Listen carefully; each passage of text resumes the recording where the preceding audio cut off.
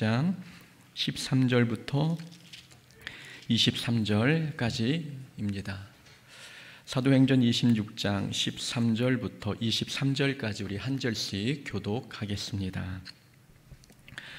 왕이여, 정오가 되어 길에서 보니 하늘로부터 해보다 더 밝은 빛이 나와 내 동행들을 둘러 비추는지라.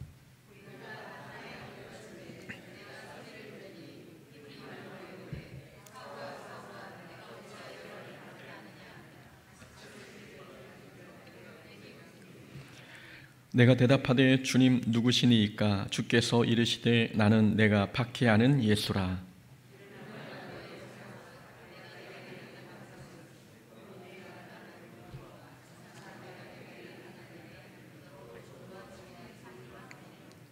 이스라엘과 이방인들에게서 내가 너를 구원하여 그들에게 보내어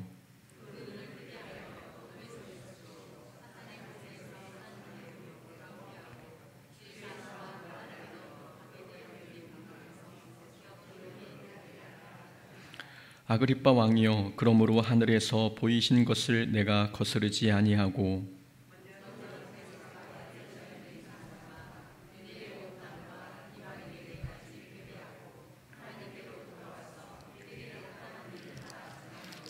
유대인들이 성전에서 나를 잡아 죽이고자 하였으나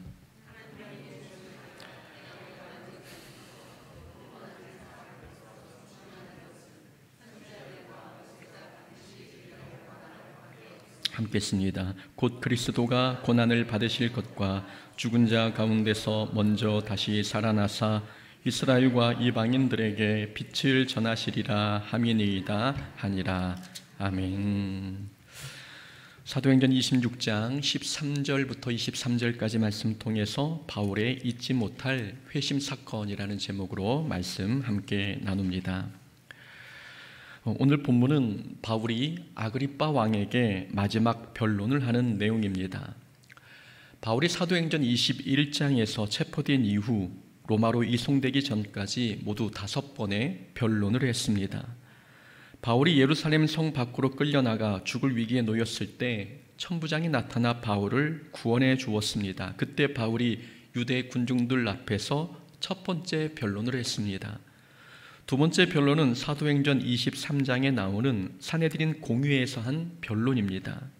그리고 세 번째 변론은 23장에 나오는데 천부장이 바울을 벨릭스 총독에게 이송하기 위해 보병 200명과 기병 70명, 창병 200명을 동원했는데 그때 벨릭스 총독 앞에서 했던 변론이 바울의 세 번째 변론이었습니다. 네 번째 변론은 벨릭스 총독이 로마에 소환되고 새로 부임한 베스도 총독 앞에서 한 변론이었습니다. 그리고 마지막 5번째 변론이 오늘 본문의 내용입니다. 아그리빠 왕은 갈릴리 지역의 분봉왕이었습니다. 그러나 베스도가 유대 총독으로 새로 부임했다는 소식을 듣고 아그리빠는 베스도를 만나기 위해 가이사랴에 왔습니다.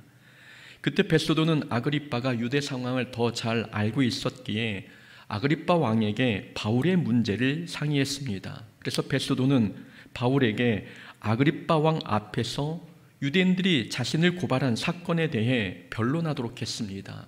26장 전체가 바울의 변론 내용인데 우리는 13절부터 마지막 절까지만 봉독했습니다. 바울은 죄가 없음에도 불구하고 5번에 걸쳐 신문을 받았습니다. 죄가 없다는 것은 천부장도 알았고 이전 총독 벨릭스도 알았습니다. 그런데 사람들은 바울을 석방하지 않았고 바울을 이 사람 저 사람에게 보내 계속 신문받게 했습니다. 죄가 없는데도 불구하고 계속 신문한다는 것은 어떻게 해서든 이 바울에게 죄를 뒤집어 씌워 죽이겠다는 의도가 깔려 있는 것입니다. 그런데도 바울은 위축되거나 시험에 들지 않았습니다. 바울은 낙심하지 않았고 자신에게 주어진 변론의 기회를 오히려 복음을 전하는 기회로 삼았습니다. 오늘 본문도 바울이 자기의 무죄를 주장하는 내용이긴 합니다. 그러나 내용을 들여다보면 바울은 예수님이 참된 메시아이심을 전했습니다. 그래서 아그리빠 왕은 28절에서 바울에게 말하기를 내가 적은 말로 나를 권하여 그리스도인이 되게 하려 하는도다 라고 이야기했습니다. 아그리파 왕이 볼 때에 바울은 자기를 변론하는 것 같지만 내용을 들여다보니 자기를 전도하고 있는 것이었습니다. 이것만 봐도 바울은 자신이 궁지에 몰려있는 상황에서도 담대하게 복음을 전했음을 알 수 있습니다. 바울이 위기 속에서 위축되지 않고 그리고 시험에 들지 않았던 이유가 무엇 때문일까요? 두 가지 이유를 찾아볼 수 있습니다. 첫째는 바울에게는 절대 잊을 수 없는 예수님과의 만남 사건이 있었기 때문입니다. 그리고 두 번째는 예수님께서 직접 바울에게 나타나셔서 담대하라고 말씀하셨기 때문입니다. 하나씩 살펴보면 먼저 바울에게는 절대 잊지 못할 회심 사건이 있었습니다. 다메섹 도상에서 예수님을 만난 사건입니다. 오늘 본문은 아그리파 왕 앞에서 자신이 어떻게 예수님을 만났는지 바울이 이야기하고 있습니다. 바울이 예수님을 만난 사건을 언급한 것은 오늘 본문에서 처음이 아닙니다. 사도행전 22장에서도 바울은 유대 백성들 앞에서 변론할 때 자신이 예수님을 어떻게 만났는지를 증언했습니다. 바울은 이렇게 자기의 무죄를 변론하는 과정에서는 항상 예수님을 만난 사건을 이야기했습니다. 이유가 있습니다. 예수님을 만난 사건을 이야기해야 그리스도인을 핍박하던 유대 열성주의자였던 자신이 어떻게 예수님을 증언하는 사람으로 변화되었는지를 설명할 수 있기 때문이었습니다. 바울은 자신의 변화 원인을 설명하려면 예수님과의 만남 사건을 이야기할 수밖에 없었습니다. 그 이야기를 함으로 인해 바울은 두 가지 전도 효과를 얻을 수 있었지요. 예수님은 정말 부활하셨다는 사실과 부활하신 예수님이 하나님의 아들 메시아라는 사실을 증거하는 효과를 얻을 수 있었습니다. 바울의 회심 사건에 여러 의미와 여러 교훈이 담겨 있긴 합니다. 그러나 우리가 오늘 다루고 싶은 것은 바울이 위기 속에서 흔들리지 않은 이유가 바로 이 체험신앙 덕분이었다는 사실입니다. 다메섹으로 가는 길에서 만난 예수님은 바울에게는 절대 잊을 수 없는 사건이었습니다. 바울이 회심 사건을 잊을 수 없었던 이유는 예수님을 만난 사건이 초자연적인 현상으로 일어났기 때문이고, 또한 예수님과의 만남은 바울의 신앙관을 통째로 흔들어버린 큰 사건이었기 때문입니다. 바울은 다메섹으로 가던 중 13절에 보니 정오의 밝은 빛이 자기를 비추는 것을 경험했습니다. 정오라고 하면 태양이 강렬하게 내리쬐는 시간대입니다. 태양이 가장 환하게 비추는 시간대에 그 태양빛보다 더 밝은 빛이 바울을 감쌌습니다. 얼마나 신비하고 놀라운 체험이었겠습니까? 거기에다가 바울은 자기를 부르는 예수님의 음성까지 들었습니다. 사울아, 사울아, 어찌하여 내가 나를 박해하느냐? 하늘에서 하나님의 음성이 들리니 바울은 그 충격적인 현상을 잊을 수가 없었습니다. 바울은 자신이 예수 믿는 자를 잡아오는 그 행위는 핍박이 아니라 하나님의 영광을 위한 일이라고 자부하고 있었습니다. 그런데 죽은 줄 알았던 예수님이 직접 자기의 이름을 부르시며 왜 핍박하느냐고 말씀하시니 바울의 신앙관이 흔들릴 수밖에 없었습니다. 바울이 그런 예수님을 경험하고 보니 예수님은 하나님의 아들이 맞았습니다. 예수님은 메시아이셨으며 예수님은 죽은 게 아니라 죽음을 이기시고 부활하신 것이었습니다. 바울은 자기 자신이 거짓이라고 핍박했던 그 내용들이 진리로 다가왔을 때 바울은 세계관이 뒤집혔고 삶의 방향과 가치관이 달라졌습니다. 바울이 이러한 회심 사건을 어떻게 잊을 수 있겠습니까? 회심 사건은 바울의 인생에 절대 잊을 수 없는 큰 기억으로 남았습니다. 바울이 여러 번의 신문을 받은 상황에서 믿음을 잃지 않은 이유가 바로 이 회심 사건 곧 체험신앙 덕분입니다. 예수님을 만난 기억이 분명하기에 바울은 고난 속에서 믿음을 잃지 않았던 것입니다. 이렇게 체험신앙은 우리를 환난과 역경에서 시험 들지 않게 도와줍니다. 자기가 직접 경험한 것은 사람들은 절대 의심하지 않지 않습니까? 다른 사람들이 부정해도 내가 경험한 것은 절대 흔들림 없이 믿게 되어 있습니다. 많은 사람들이 예수님은 허구의 인물이라고 말해도 예수님을 직접 만난 사람들은 흔들리지 않습니다. 자신이 부활하신 예수님을 직접 만났기 때문입니다. 다른 사람들이 말하기를 죽으면 모든 게 끝이 나고 그 다음에 세상은 없다고 주장해도 예수 믿는 사람들은 요동하지 않습니다. 자신이 직접 부활하신 예수님을 경험했기 때문입니다. 이렇게 예수님을 직접 경험한 사람들은 어떤 유혹이나 핍박에도 시험에 들지 않습니다. 자신이 본 게 확실하고 자신이 믿고 있는 게 진짜라는 것을 알기 때문입니다. 욥은 모든 재산, 자녀, 건강을 잃었지만 하나님을 저주하지 않고 신앙을 지켰습니다. 욥의 아내가 하나님을 욕하고 죽으라는 유혹에도 절대 흔들리지 않았습니다. 욥에게는 자신이 직접 경험한 여호와 신앙이 있었기 때문입니다. 욥이 고백하기를 우리가 하나님께 복을 받았은즉 화도 받지 아니하겠느냐. 복을 받았으니 화도 받지 아니하겠느냐. 인생의 모든 생사화복을 주관하시는 분은 하나님이심을 고백한 것입니다. 이 고백은 욥이 직접 삶에서 경험하지 않았다면 할 수 없는 고백이었습니다. 루시라는 여인도 남편을 잃은 상황이었지만 나오미를 따라 베들레헴으로 왔습니다. 베들레헴에 왔다는 것은 루시 세상을 선택하지 않고 하나님을 선택했다는 뜻입니다. 루시 고향으로 돌아가라는 나오미의 말에 흔들리지 않고 베들레헴까지 올 수 있었던 것은 본인이 직접 경험한 여호와 신앙이 있었기 때문입니다. 이렇게 하나님을 체험한 사람은 주변 사람들의 말에 신앙이 쉽게 흔들리지 않습니다. 예수님을 직접 만난 사람들은 상처받는 일이 있어도 쉽게 교회를 떠나지 않습니다. 교회가 시끄럽고 말썽이 일어나도 체험 신앙이 있는 사람들은 절대 신앙생활 포기하지 않습니다. 교회 다니는 사람 중에는 가짜가 있을 수는 있어도 하나님은 가짜가 아님을 알기 때문입니다. 내가 하나님을 만났기 때문입니다. 교회도 가짜가 있을 수는 있어도 구원이 예수님께 있다는 사실은 가짜가 아님을 경험했기에 교회가 시끄럽고 상처 주는 사람들이 교회 안에 있어도 그런 사람들은 절대 교회를 떠나지 않습니다. 내가 하나님을 경험했기 때문입니다. 이런 신앙의 경험이, 체험 신앙이 우리를 환난에서도 믿음 잃지 않도록 붙들어주는 것입니다. 그래서 우리가 예수님을 만난 경험은 정말 소중한 경험입니다. 우리가 바울처럼 신비한 체험은 하지 못했어도 우리에게도 기억에 남는 신앙 체험들이 있지 않습니까? 기도 응답받은 사건들 수도 없이 많습니다. 예배 드릴 때 한없이 눈물이 났던 사건들, 설교가 자신의 상황과 마음을 읽어내려가는 것 같은 느낌이 드는 그런 경험들 모두 예수 안에서 경험한 체험신앙입니다. 이 체험신앙은 우리가 영적 위기에 빠질 때 우리를 지탱해주는 원동력이 됩니다. 절망의 순간에 내가 과거에 체험한 하나님을 떠올리면 과거에 하나님을 만난 그 기억이 우리에게 다시 힘을 공급해주는 것입니다. 그때 만난 하나님이 살아계신 분이셨고 지금 나와 함께 하심을 믿기에 과거에 하나님을 만난 기억이 오늘 시험에 든 우리의 믿음을 다시금 일으켜 세워줄 수 있는 것입니다. 지금 시험에 들고 있다면 예수님을 처음 만났던 그 사건을 떠올려 보십시오. 사명감이 줄어들고 있다면 우리가 하나님께 서약하고 맹세했던 처음 그 순간을 한번 기억해 보십시오.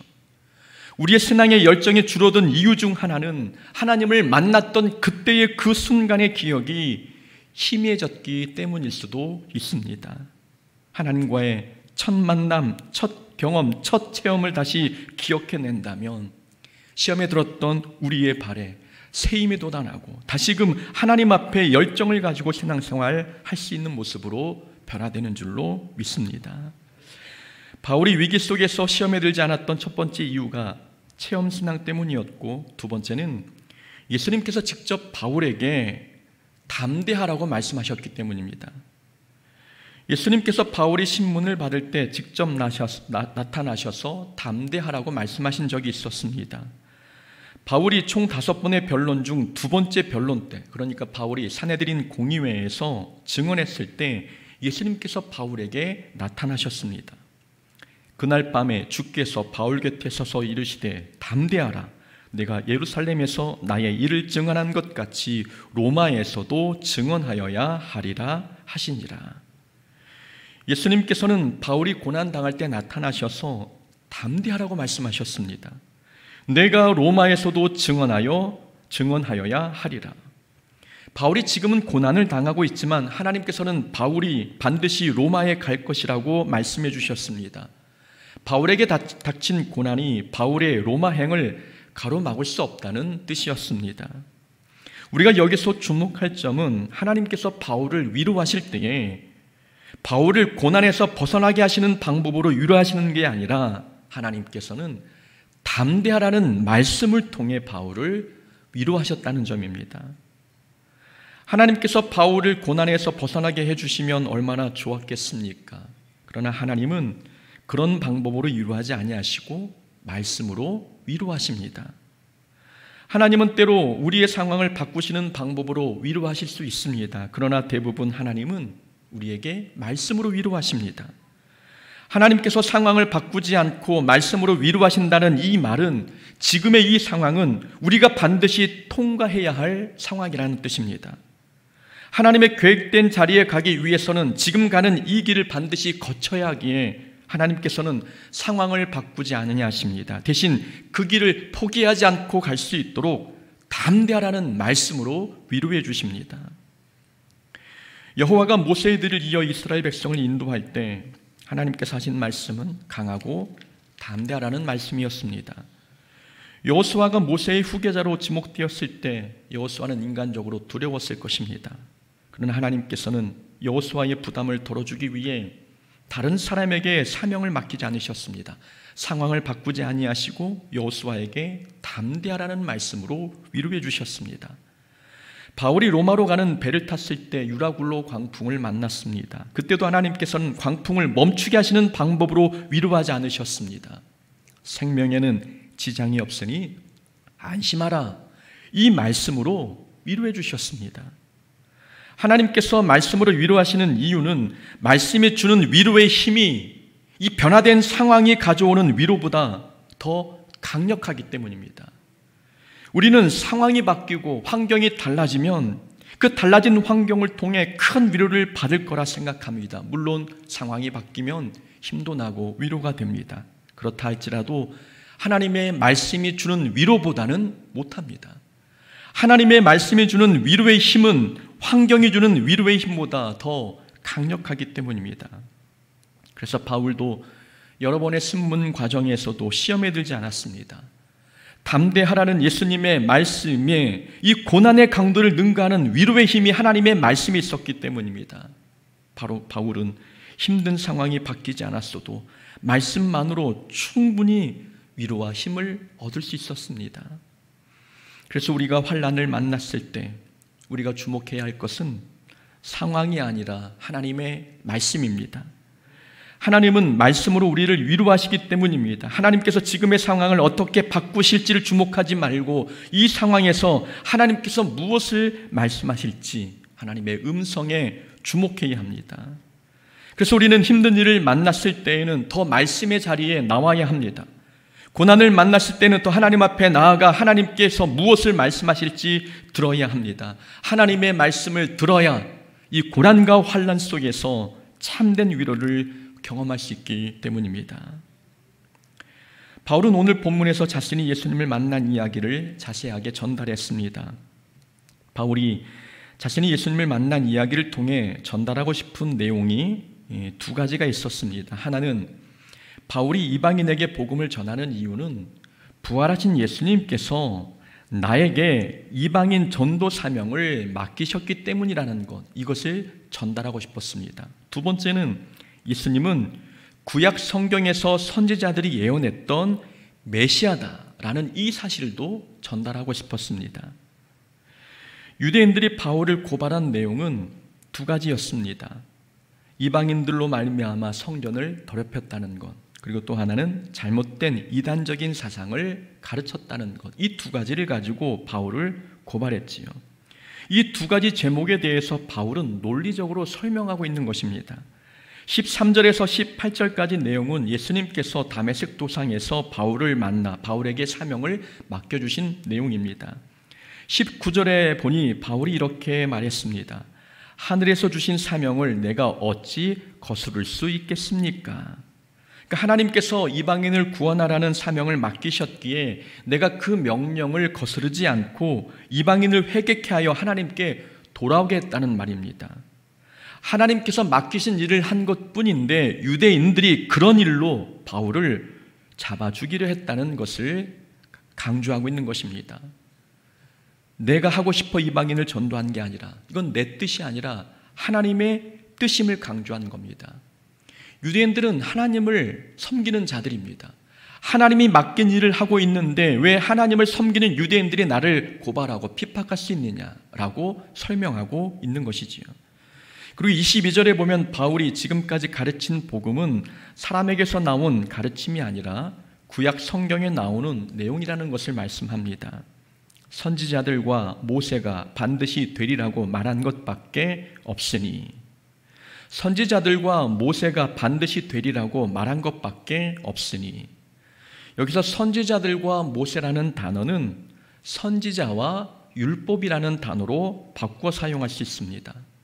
보통 구약 성경을 가리키는 상징적인 단어가 율법과 선지자입니다. 그래서 신약 성경을 읽다 보면은 선지자와 율법이 가라사대, 선지자와 율법에 이르되라는 것은 구약 성경이 말하되라는 의미가 있는 겁니다. 22절에서 선지자들과 모세가 반드시 되리라고 말한 것밖에 없다는 이 내용은 한마디로 바울은 구약 성경에서 예언하고 있던 내용을 본인이 가르쳤다는 것입니다. 바울이 지금까지 전한 복음은 구약 성경에서 벗어난 것이 없었다는 그런 뜻입니다. 구약에서 메시아의 임재를 예언했습니다. 특히 이사야서 53장에서는 메시아가 받게 될 고난에 관한 내용이 나오지요. 구약 성경에서 메시아가 받게 될 고난을 예언한 것처럼 바울도 그리스도가 고난을 받으실 것과 죽은 자 가운데서 다시 살아나실 것을 전했습니다. 구약에서 예언하고 있는 메시아가 바로 바울이 전한 예수님이심을 주장한 것입니다. 그런데 왜 유대인들이 본인을 고발했느냐라고 묻고 있는 겁니다. 구약을 믿고 있는 유대인들인데 나의 가르침이 구약에서 벗어난 내용이 없는데 왜 나를 이단이라 모함하느냐, 옳지 않다라고 바울이 이야기하고 있는 것입니다. 우리는 여기서 두 가지 교훈을 찾아볼 수 있습니다. 첫 번째는 하나님께서는 사람을 통해서도 사명을 맡기신다는 것입니다. 하나님께서 우리에게 사명을 주실 때 사람을 통해서 주십니다. 15절부터 18절을 보면 예수님께서 바울에게 사명을 주신 내용입니다. 이스라엘과 이방인들에게서 내가 너를 구원하여 그들에게 보내어 그 눈을 뜨게 하여 어둠에서 빛으로 사탄의 권세에서 하나님께로 돌아오게 하고, 바울은 예수님께서 자신에게 이방인 구원 사역을 맡기셨다고 고백했습니다. 그러나 사도행전 9장을 보면 조금 다르게 기록되어 있습니다. 사도행전 9장은 바울이 다메섹 도상에서 예수님을 만난 사건이 기록되어 있지요. 그곳에는 바울에게 사명을 전달한 사람이 아나니아로 나옵니다. 예수님께서 바울에게 직접 사명을 맡기지 아니하셨고 아나니아를 통해 바울이 이방인을 위한 그릇이 될 것이라고 그 말씀을 전달하셨습니다. 그러니까 엄밀히 말하면 바울에게 이방인 사역을 맡긴 분은 예수님이 아니라 아나니아였다는 것입니다. 그런데 오늘 본문에서 바울은 마치 자신이 직접 예수님께 사명을 받은 것처럼 아나니아 이름을 빼고 이야기하고 있습니다. 바울이 자기 자신을 신비하게 보이려고 이렇게 말했을까요? 자신도 예수님께 직접 사명을 받는 영험한 존재라는 것을 과시하려고 했을까요? 그렇지 않습니다. 바울이 오늘 본문에서 자신이 직접 예수님께 사명을 받은 것처럼 말한 것은 바울이 아나니아의 말을 예수님의 말씀으로 받았다는 것을 보여주는 것입니다. 사람이 지시한 게 아니라 하나님이 지시하셨다고 받아들인 것입니다. 바울은 아나니아가 자기에게 사역을 맡겼지만 사역을 맡기신 주체는 예수님이심을 믿은 것입니다. 예수님께서 사람을 통해 사역을 맡기심을 믿었기에 바울은 오늘 본문에서 아나니아 이름을 빼고 자기가 직접 예수님께 사명을 받은 것처럼 이야기했습니다. 사람이 일을 맡겨도 하나님께서 맡기신 일이라고 생각했던 것입니다. 이것이 바울의 믿음입니다. 우리에게도 이런 믿음이 필요합니다. 사람의 일을 맡겨도 그건 사람이 맡긴 게 아닙니다. 하나님께서 사람을 통해 우리에게 사명을 주신 것입니다. 사람이 맡겼다고 생각하는 것과 하나님이 맡기셨다고 생각하는 것에는 큰 차이가 있습니다. 사람이 맡긴 일은 상황에 따라 그리고 기분에 따라 순종하지 않을 수 있습니다.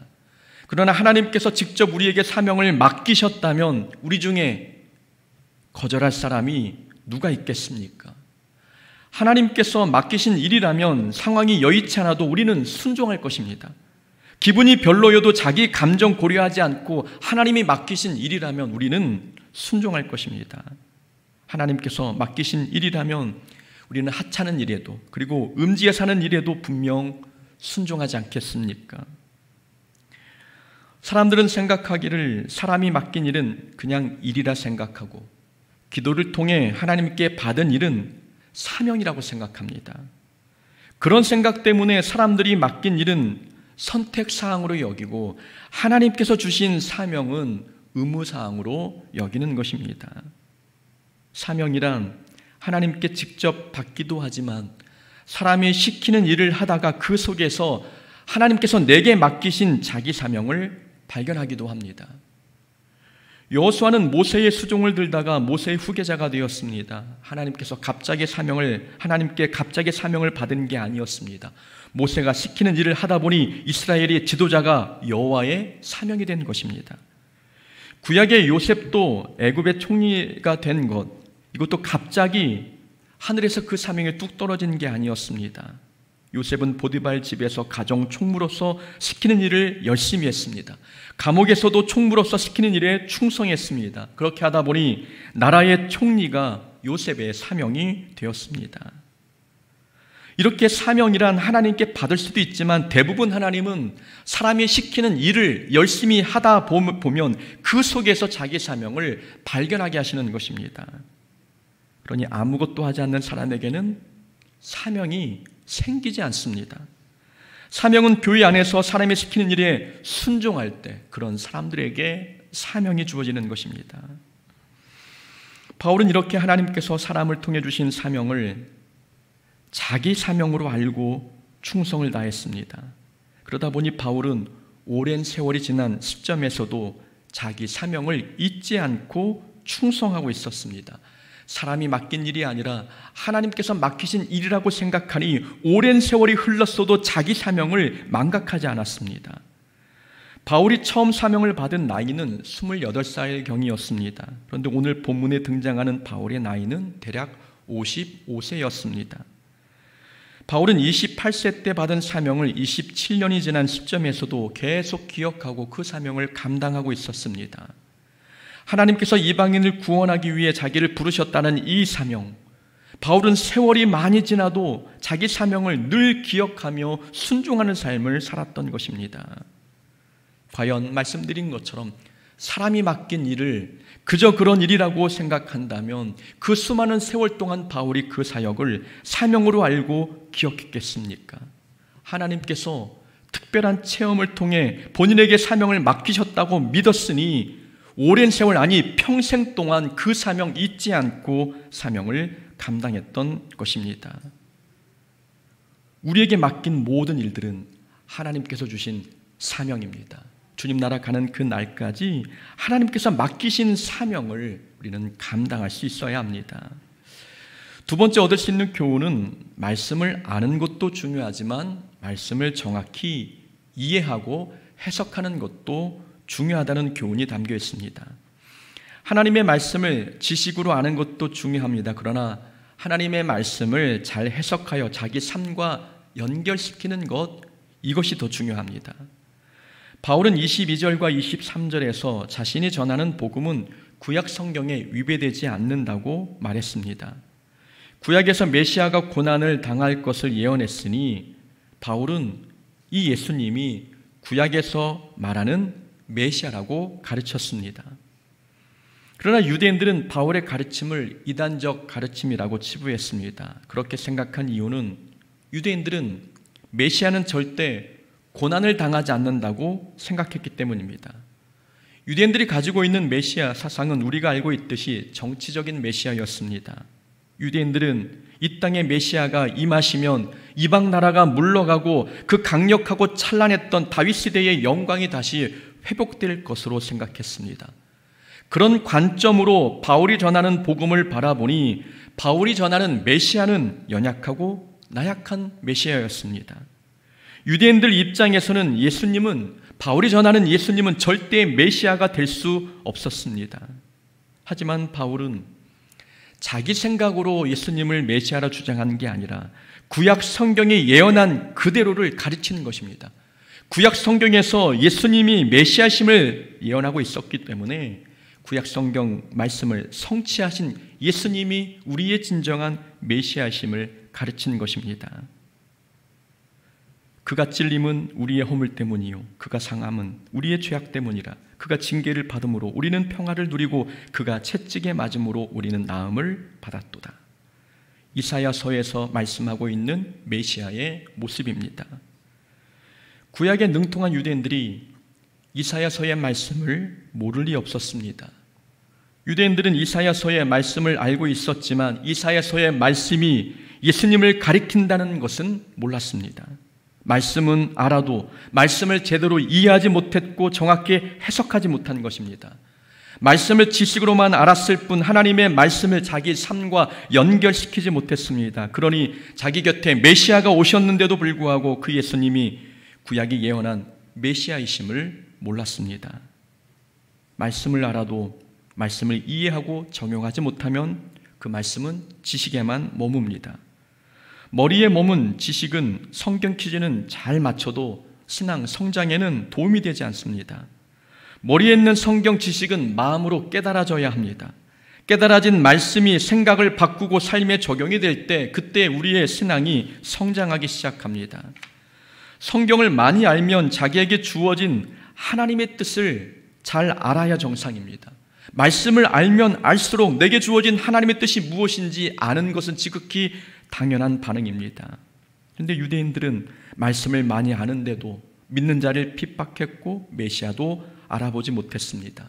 이것을 보면 말씀을 많이 아는 것과 하나님의 뜻을 잘 아는 것은 같은 게 아님을 보여주는 것입니다.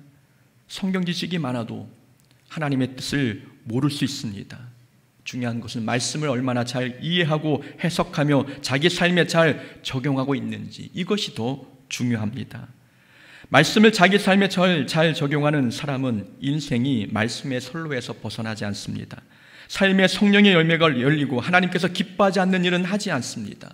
말씀을 잘 이해하고 받아들이는 사람은 하나님의 말씀으로 다른 사람을 판단하지 않습니다. 말씀을 자기를 돌아보는 거울로 삼고 자기 마음그릇을 키우는 그런 사람들이 말씀을 삶에 적용하는 사람들입니다. 우리의 신앙생활이 고난과 환난의 연속일 수 있습니다. 바울이 같은 신문을 5번이나 반복했던 것처럼 우리도 같은 고난을 여러 번 겪을 수 있습니다. 그럴 때 시험에 들거나 낙심하지 말아야 합니다. 우리에게는 하나님을 만난 신앙의 체험이 있고 그리고 날마다 말씀으로 위로하시는 하나님께서 우리와 함께 하시기 때문입니다. 그런 하나님 바라보면서 주어진 사명에 충실하고 또 사람이 일을 맡겨도 하나님이 주신 사명으로 알고 하나님의 말씀을 잘 소화하여 삶에 적용할 수 있는 그런 성도의 삶이 되어야 될 줄로 믿습니다. 그렇게 되므로 환난을 통해 믿음이 성장하는 하나님 자녀 되기를 주의 이름으로 축원합니다. 아멘.